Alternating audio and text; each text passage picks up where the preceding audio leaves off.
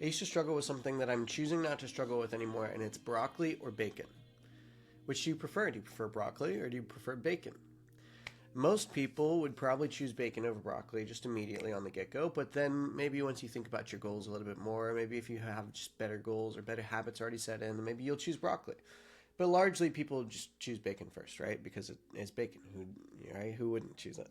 Man, there's one kind of bacon near where we are. It's like center cut, dry aged black pepper bacon. Oh, like you can eat an entire package of that and it's like candy. It's ridiculous. Definitely not talking from experience there. But anyway, I'm changing up something because I've realized that I am my own worst enemy in this. And so it stops right now. I have always struggled with the idea as a mentor, as a trainer, as a teacher, as a leader. Do I give people what they want first, even if I know that it maybe isn't what they actually need, in order to get them into the door, and then hope that they continue because I gave them what they wanted to maybe then give them what they need? Or do I say, no, I'm not just going to give people what they want because it's not what they need, and it's not even what they really want, it's just what they think they want right now? And do I just give them the thing that they need on the front end? And the people who are ready to accept that that's what they need will accept that's what they need and move on. And the people that don't, they're just not ready for it yet. I've struggled with this a lot, and it has held back my results in terms of my branding and like my marketing. If you look at like follower count and stuff, mine has largely been the same for a long period of time because of this. It has also held me back from being able to help people who I could have helped, who I didn't because I didn't want to give them what they wanted instead of what they needed. And I've realized that I am not even taking my own advice on this.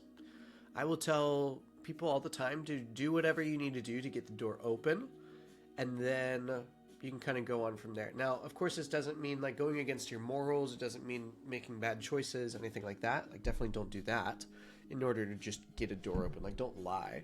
Like, I'm not going to tell a story that isn't true in order to open a door so that I can then tell them what is true. Like, that doesn't make sense. But with framing, you can, of course, make things feel a little bit different. So that is the commitment that I'm making here. Again, I'm not sure I'm even fully communicating this in the best way, but I just came on here to make the decision. To make the decision to share it publicly in order to have accountability on it. And I am no longer going to try to like give people exactly what they need on the get-go. I am just going to help in whatever way that I can, whatever way people will accept on the front end, and then on the back end, give them what they need by way of them continuing through the process. So what that means for you is you will see more content from me that is more deeply educational. That might be some new concepts that you've never heard of before. I'm going to go deeper on pretty much everything.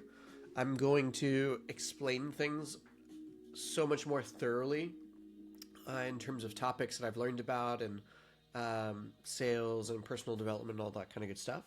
I'm going to share more stories about what's going on in my life and what I'm going through at the moment, as well as other things that I've gone through in the past and what has kind of created me into who I am today, and the successes that I've had. And it's also going to mean that I'm going to be coming out with a lot more just like little stuff. Like today I just came out with the mental manual, the Sales Millionaire Mental Manual. If you want to become a millionaire in sales, like here are the mental frameworks that I use to do so and that you can probably use as well. I've got another one coming out on how to break out of your slump. If you're in a slump in sales, you haven't made a sale today or in the past couple of days, maybe longer, then how to actually break out of that. Maybe you have made sales and you just like are stuck in your head and you feel uninspired, unmotivated, right? It can help break out of that slump as well. So I'm going to be coming out with these things to be able to help you more and more. And the purpose is twofold, just to give you what it is that you want. You can just kind of pick and choose. When you see something you like, pick it up. When you see something you don't like, don't pick it up. I don't fucking care.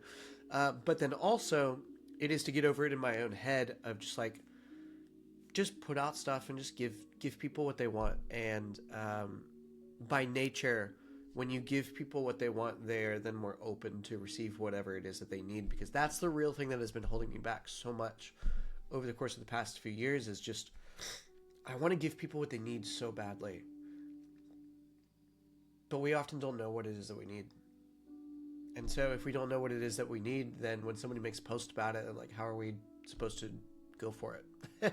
You know? I can see what people need as a coach because I've been there, I've done that, and like I get it.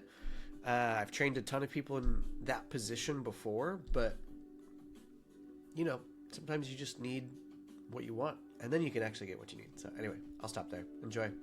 Let me know as well, off the back of this, if there's anything specifically that you'd like to learn about, anything that you'd like to hear about, any topics that you'd like to dive into, because I spent more than enough money learning a bunch of stuff. So happy to share it. Ciao.